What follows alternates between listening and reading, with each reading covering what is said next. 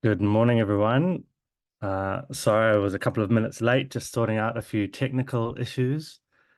Um, Welcome to another Privacy Week webinar on busting myths. The webinar today that I'll be taking you through is called Shielding Your Digital Self. Um, Now, before I kick off, we'll just wait a minute or so to make sure that everyone who wants to join is able to. Um, and then when everyone's here, I will take you through uh, the slide. I will introduce myself and uh, tell you what I'm going to talk about today. So we'll just give it another minute or so.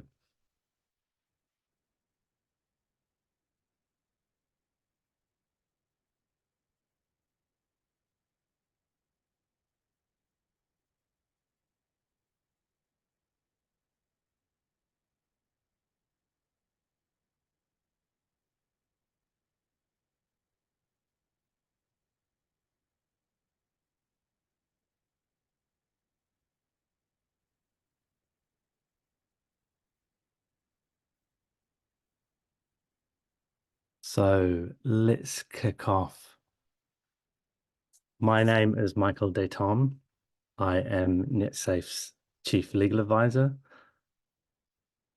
As I said before, today's seminar is called Shielding Your Digital Self, and it's about understanding your online privacy rights, and in particular, what rights you might have and what redress you might have under the Harmful Digital Communications Act.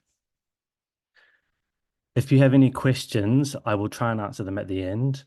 There is a Q&A button. If you put your questions in there, we'll collate those, and hopefully there'll be some time at the end to go through those.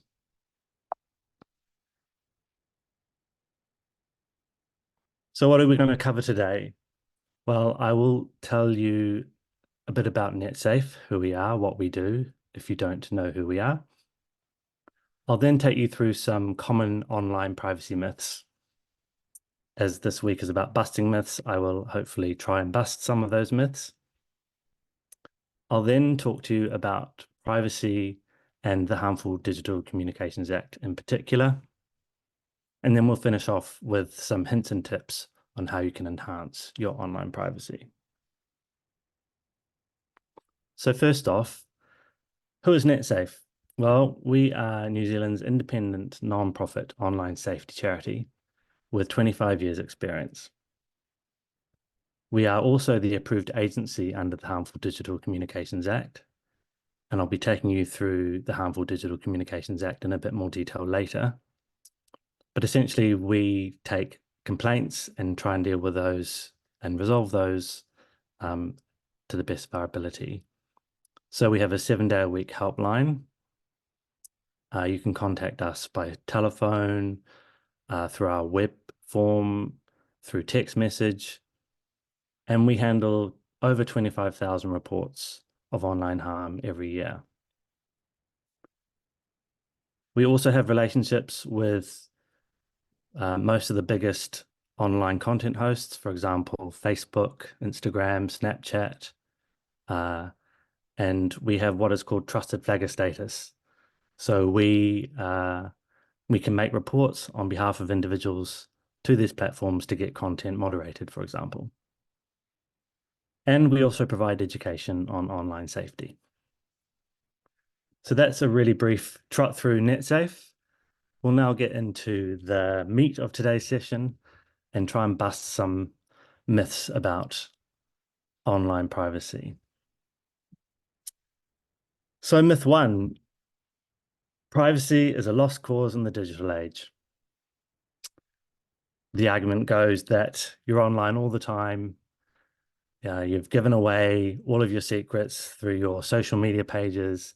You've given consent to cookies. Everyone knows everything about you. What's the point? There's nothing you can do about it. Well, I would argue the reality is somewhat different. Yes, there are some privacy challenges, but there are also tools, technologies, and legal protections available to help you safeguard your privacy online. And with awareness, education, and proactive measures, you can assert greater control over your digital privacy. So it's not a lost cause.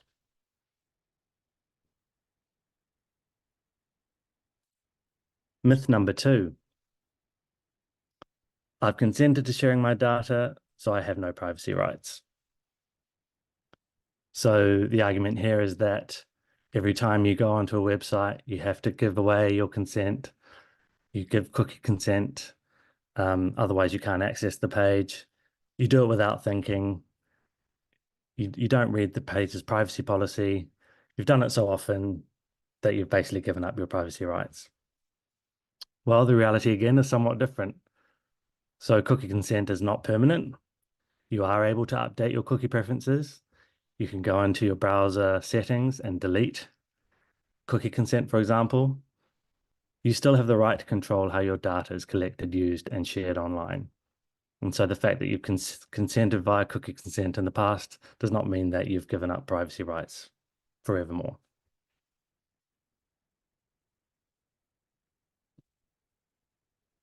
Myth number 3, the argument goes that you've got nothing to hide.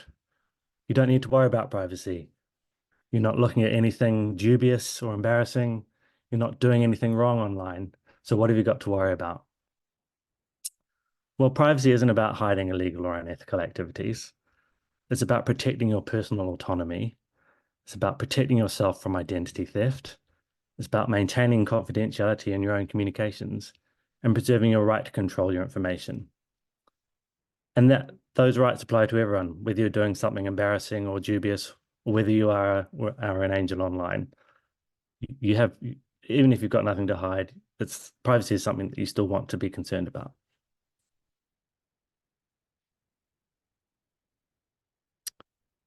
The next myth is that if you use privacy enhancing tools, that makes you look suspicious. So what are these? These are things like virtual private networks, VPNs, which mask your location. They mask your IP address. These are things like using encrypted messaging apps, Telegram, Signal. That said, WhatsApp is now end-to-end encrypted. You might use other technologies like ad blockers. The argument goes that if you're using these, then you've got something to hide. You're doing something wrong online. You're looking suspicious. Well, the reality here is that this is not about you being suspicious. It shows that you are proactive about protecting your privacy. These tools are legitimate means of safeguarding your personal information, and they stop prying eyes, nefarious actors online accessing information about you. So using privacy enhancing tools does not make you look suspicious, is the reality. So that was a real quick trot through some privacy myths. I am now going to talk to you a bit about the Harmful Digital Communications Act in particular, and how some of the principles under the Harmful Digital Communications Act are relevant in the context of privacy. So the Harmful Digital Communications Act was passed in 2015 and it came into effect in 2016. So it's been around for about 7.5 years. The purpose of the HDCA is to deter, prevent, and mitigate harm caused to individuals by digital communications, and to provide victims of harmful digital communications with a quick and efficient means of redress.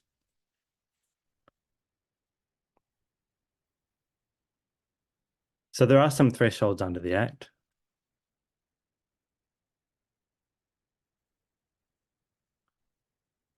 First, the Act only applies in the context of digital communications. So a digital communication is something like a text message, a post on social media, a post on Facebook, can include video and audio,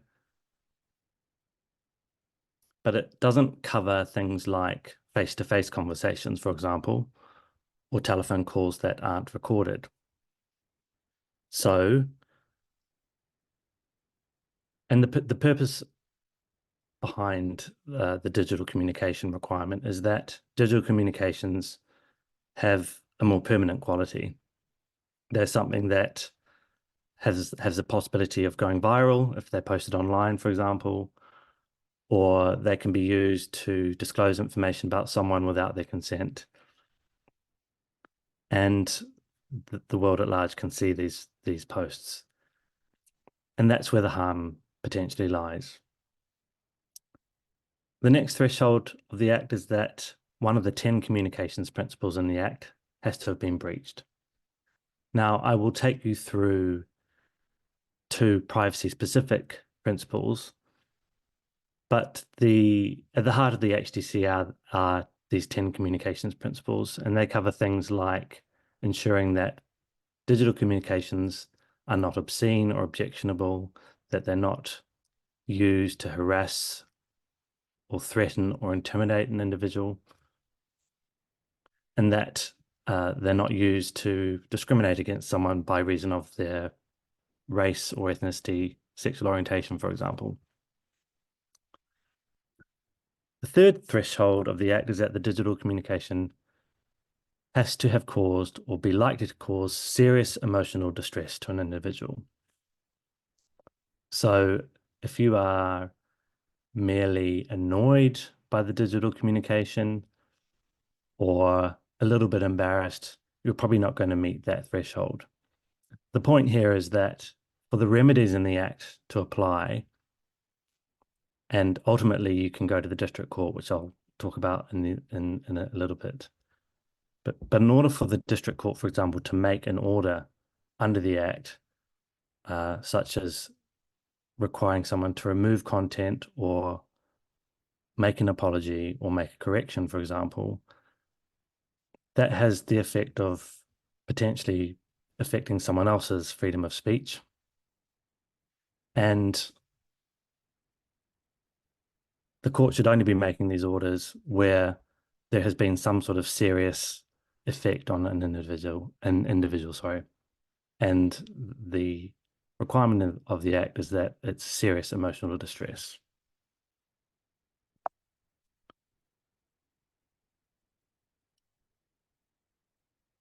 So I will now talk a little bit about privacy-specific principles under the HDCA. Communications Principle 1 says that a digital communication should not disclose sensitive personal facts about an individual. So what does this cover? Well, this could be a text message or a post or an audio recording that discloses something that you don't want other people to know about. So it could be someone outs you online, discloses your sexuality against your consent, or discloses infidelity that you may have committed, or it might be someone posting a compromising or intimate image of you. If there's a digital communication of that sort, that potentially breaches Principle 1. And if that also causes serious emotional distress to you, then you may have a remedy under the HDCA. The second principle is Communications Principle 7. Now, there are some overlaps with Principle 1, but Principle 7 says that a digital communication should not contain a matter that is published in breach of confidence. So breach of confidence is a remedy that you can pursue in the civil courts outside of the HDCA. So that might be where you have a relationship with a lawyer or a doctor or a professional advisor, for example, or you've got some sort of contractual obligation to keep information confidential, or the other party has an obligation to keep that information confidential. If that information is disclosed to the world at large, then you can pursue a remedy in the civil courts, but you can also pursue a remedy under the Harmful Digital Communications Act as well, so long as there is a digital communication involved. So if either Principle 1 or Principle 7 has the effect of disclosing private information or confidential information, then you may have a remedy under the HDCA.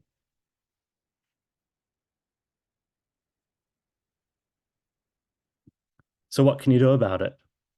Well, in the first instance, my recommendation would be to make a complaint to NetSafe.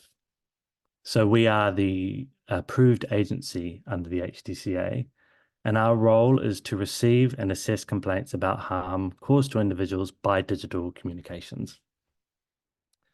We are tasked with investigating those complaints, and we are also tasked with using advice, negotiation, mediation, and persuasion as appropriate to resolve complaints. So what does that involve? As I said earlier, we take complaints in a number of ways over our web form, through our website, over the telephone, via text message. We gather as much information as we can about the situation. We will usually ask you to provide us with the URLs. So that's the unique reference locator for the communication. If, for example, it's been posted on a Facebook page or an Instagram site, for example, or we'll ask you to provide screenshots. We'll then investigate and assess that information. Does it breach one of the communications principles? Does the communication or the situation cause harm to an individual? And if so, what is the level of harm? Does it meet the threshold of serious emotional distress? In all situations, however, we will still try to resolve a complaint to the best of our ability.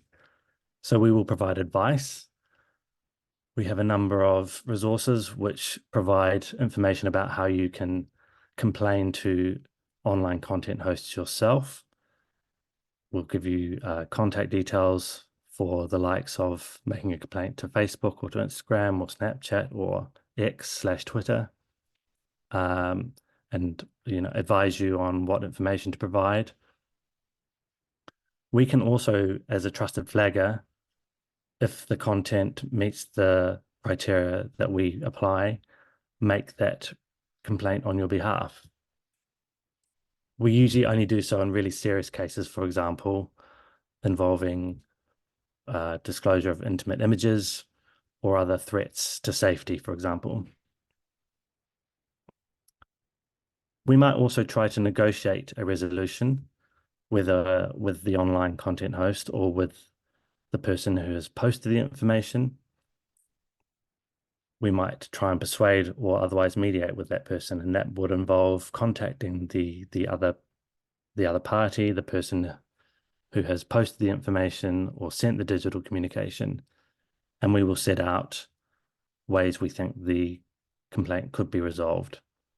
But we'll only do that with your consent. Now, as I said before, we receive up to 25,000 reports a year. Not all of them involve complaints under the Harmful Digital Communications Act, but a fair few do. One of our roles is to try and filter out as many of these cases from reaching the district court. Because as I mentioned earlier, you do have the ability to go to the district court if you do not receive a satisfactory resolution to your complaint via the NetSafe process.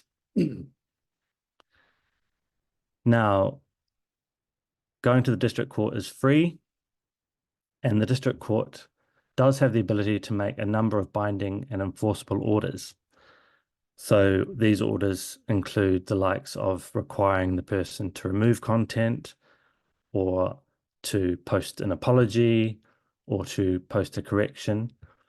The district court can also make unmasking orders. So if you don't know who's made the communication or made the post, you can get an unmasking order from the court, and that would require the online content hosts to reveal the IP address, for example, or the service provider to reveal the IP address so that you can find out who might be behind the harmful digital communication at issue. So that is a very quick trot through your rights and remedies under the Harmful Digital Communications Act. If you have been the victim of a harmful digital communication, disclosing information about you, for example, or being on the risk, publishing information which is in breach of confidence. And the point here is that you do have remedies available if someone has breached your privacy online.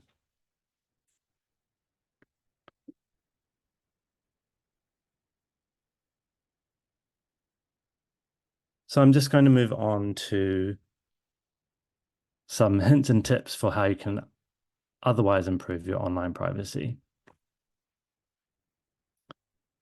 So this first batch of hints and tips is about using technology available to enhance your privacy.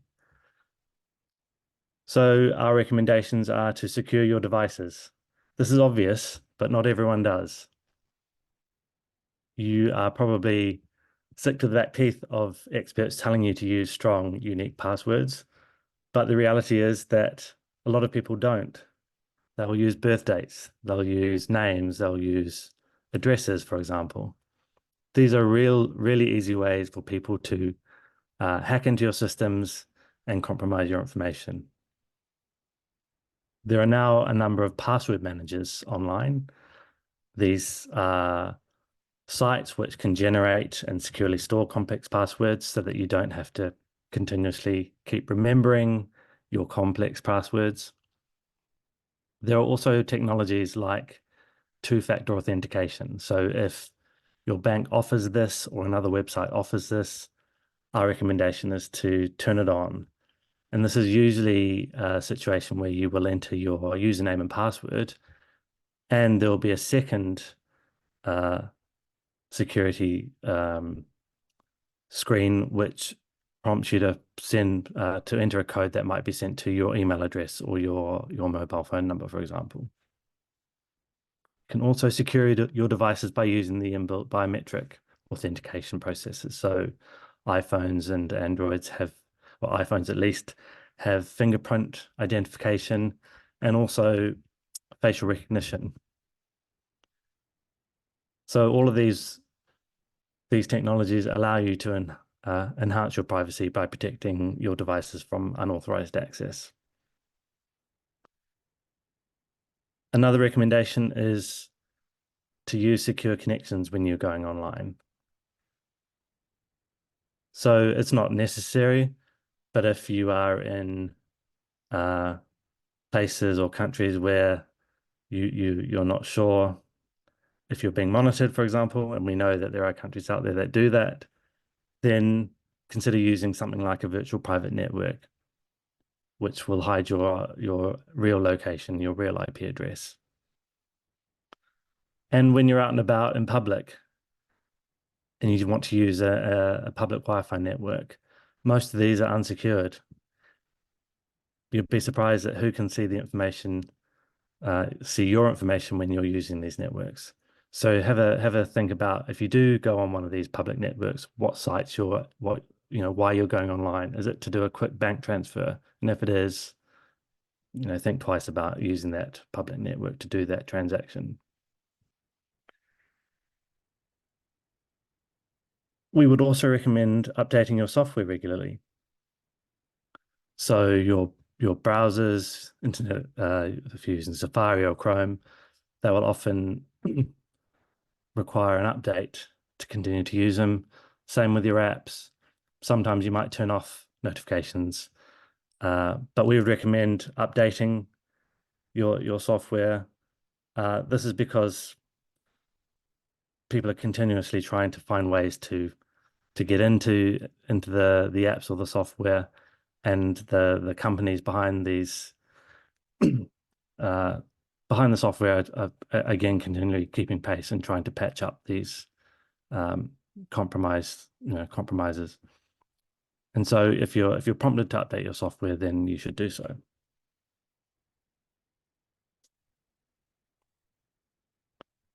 Some more recommendations: use the privacy settings that are available to you on social media platforms, for example, on the apps and on your other devices. So we do have a guide, and I've put a link at the very end of this slide the end of the presentation, which gives a bit more information on how you can access and change privacy settings through apps like Facebook and Instagram. You can control who follows you. You can control who sees your posts. Uh, this is a simple way to make sure that you are only putting information out there that you want other people to see. You might be okay with the world at large seeing what you post, but equally you might only want your friends and family to see that. And you are able to control that through your privacy settings. If you have location tracking on your device, then you might want to consider turning this off if it's not really needed for the device you're using, or sorry, the app you're using. Or you might want to turn the setting to use only when you're using the app, for example.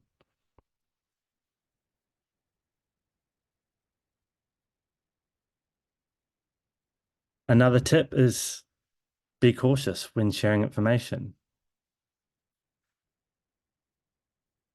So we're always uh, taking photos, taking videos, wanting to share that online, but think twice about what you're putting online, because once it's online, it could be there for quite some time and difficult to get down, depending on who's put it up there.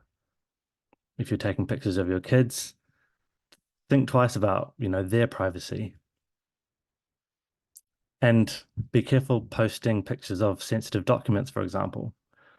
If you're going on holiday, don't take a picture of your boarding pass and your passport with the passport page open. You're sharing to the world at large really quite sensitive information. So have a think about what you're taking a picture of, what you're videoing, what you're updating, what you're sharing online.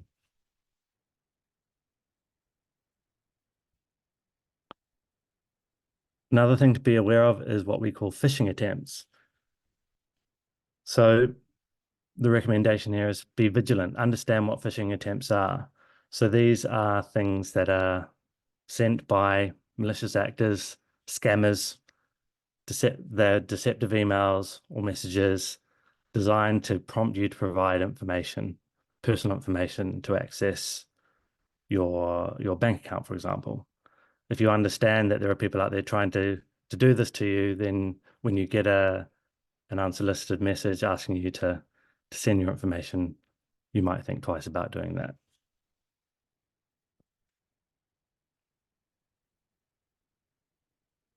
And then finally, educate yourself. You're already doing that by attending this webinar today, but stay informed about your online privacy risks and your online privacy rights. Have a look at our website, have a look at the Privacy Commissioner's website, understand what rights you have and what redress you have if things go wrong.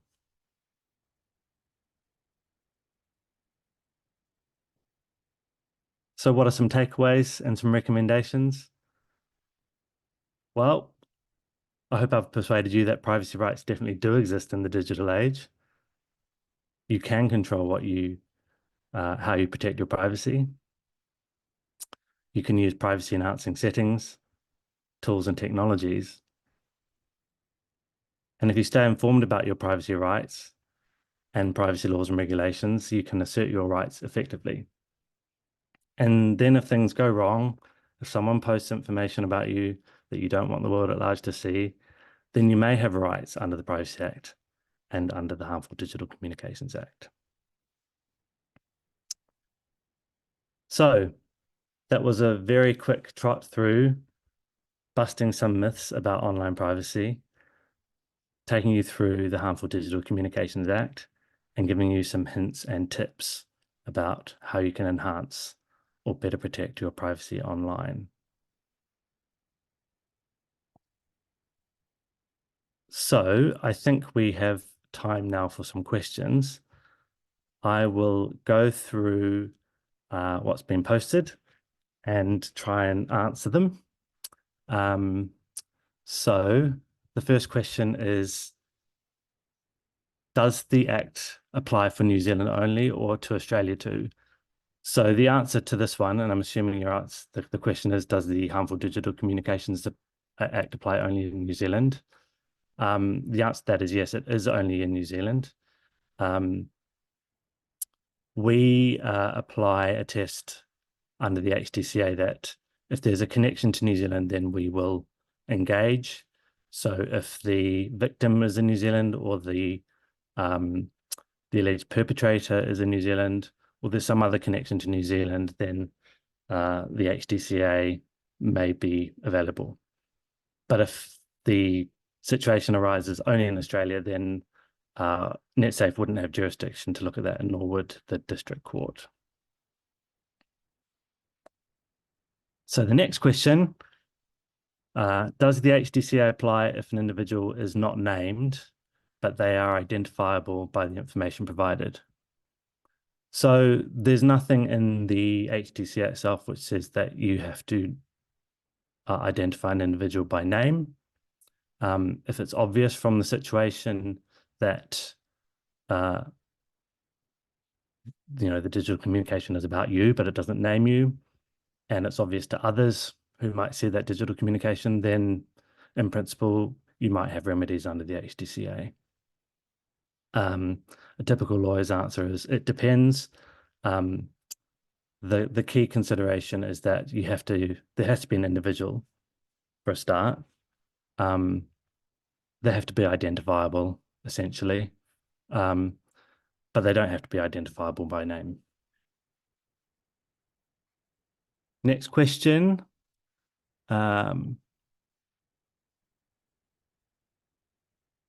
So this is a question about how do you determine whether something is serious emotional distress?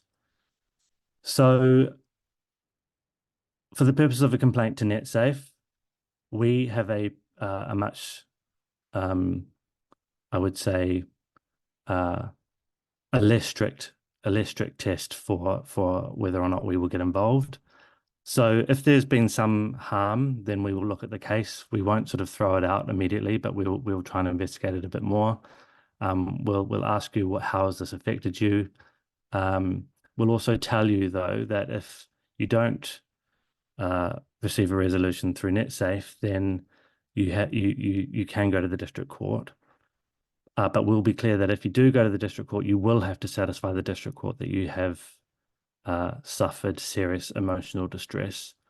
Now, the test that the court uses is that it's got to be something that's more than merely trivial.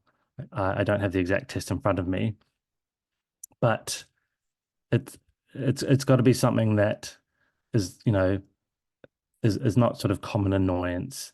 It's things like losing sleep, significant embarrassment, affecting your day-to-day relationships, that sort of thing. I'd be happy to follow up some of these questions if we don't get to them, but that's the question on serious emotional distress. So this is a comment. One good way to test how private your information is to ask ChatGPT, Gemini what they know about you.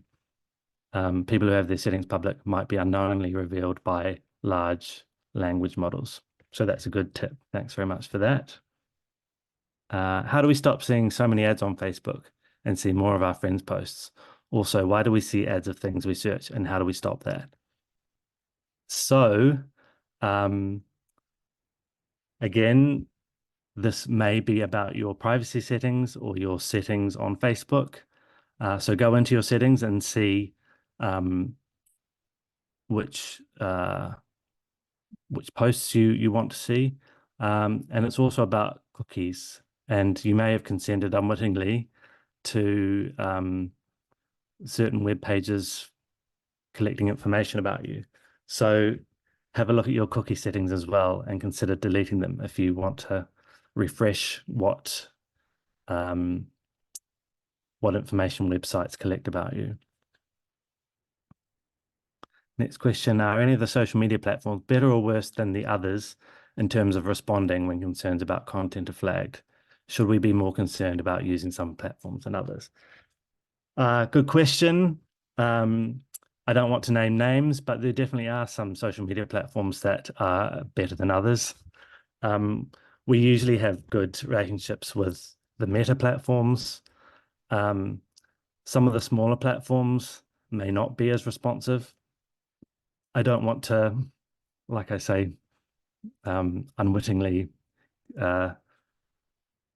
criticize anyone, but there definitely is a difference in how some of the platforms respond.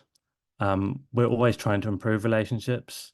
So we collect information, or we ask people who come to our service what their experience has been, and we might relay that back to the platform in an effort to try to get them to improve.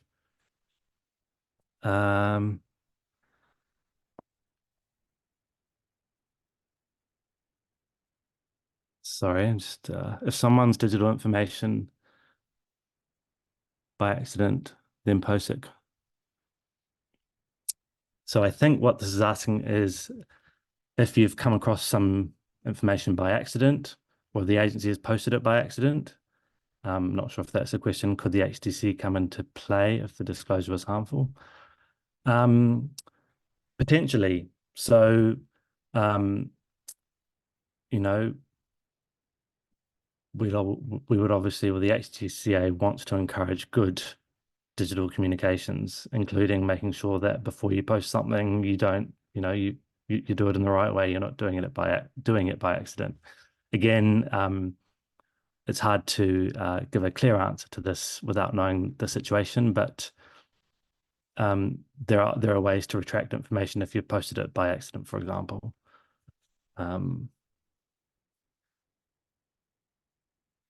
Next question. If I've decided to refresh my privacy settings, what are good ways to find out what's out there about me? Probably the easiest answer to that is do a Google search on yourself, or as above, ask one of the AI models about yourself. That might help you find out what there is about you out there. There is also a website called haveibeenpwned.com. I can add a link to that at the end of the presentation if you want to see the slides afterwards. But that will tell you if your information has been compromised by a hack, for example. So some websites that you may have created a username and password for might have been hacked in the past. And this website is collecting all the publicly known hacks out there. I've done a search for my own details and have found that there are some websites that I used historically which have been hacked and compromised. And that's a good way to understand if you yourself have been affected by a hack. Next question, does NetSafe work with the police where the HDC is close to being criminal activity? So one thing I didn't get into was under the HDCA, there is a civil element, and that's the element that NetSafe deals with and the district court deals with. And then there's a criminal element, which is what the police deal with. There are criminal offences under the HDCA. So one such offence is posting an intimate image without consent. That is for the police to investigate and prosecute.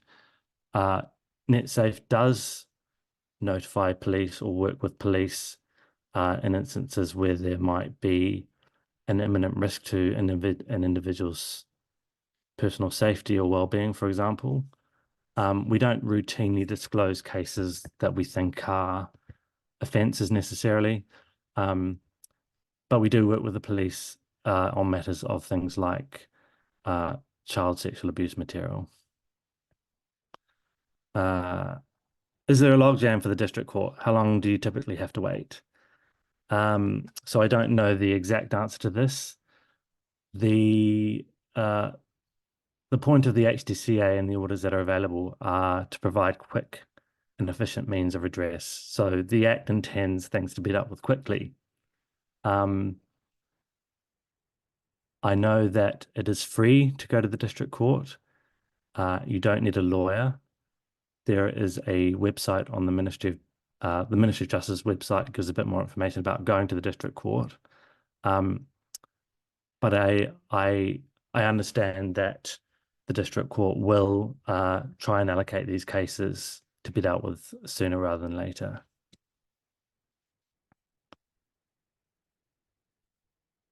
Can you provide more examples of serious emotional distress? Does this include bullying of students to each other? Yes, it could include bullying of students, online bullying. So we do get complaints about online bullying. And if that has caused, significant embarrassment to the student, they've lost their peer group, they're being bullied in real life as a result, that could meet the threshold. Do police ever get involved? I think I've answered that one.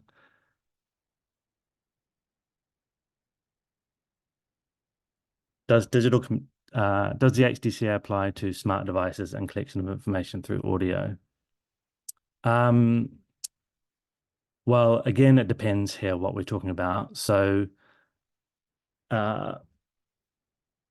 it's not necessarily about collection of information that the HDCA is concerned with. It's more about disclosure or communicating that information. So if information has been collected through audio on a smart device, so someone is recording you, and you don't know about that, and they then go and communicate that in some way, like posting it online, then the HDCA could apply. But the fact that a smart device might just be collecting information that you don't know about does not necessarily mean that the HDCA will apply. Do you publish reports that can reveal profiles of the digital platform where content is being challenged? So we do publish quarterly reports and annual reports. It gives you a flavor of the kinds of complaints and reports that we receive. And I think does mention by name some of the platforms that we might be working with. I'm not sure, though, that it will, obviously our service is confidential to the extent possible, so we don't necessarily disclose exactly who has complained or what the nature of the complaint is about, for example. What's that website called? And someone, thank you very much, has helpfully put that in the chat for me.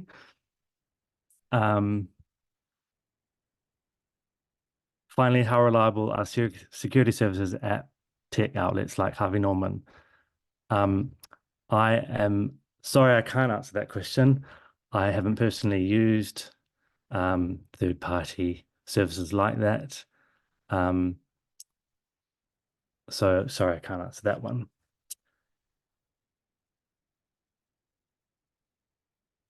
I think that is the end of the questions. Thank you very much for answering some, sorry, for asking some of these questions.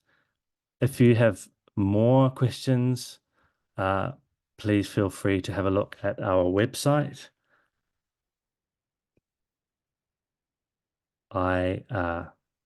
See. So we are on netsafe.org.nz. I have also included in there a link to our social media settings guide, and that can help you with your settings, change your privacy settings, for example, so that you can take back control of your privacy and have a more enjoyable experience online.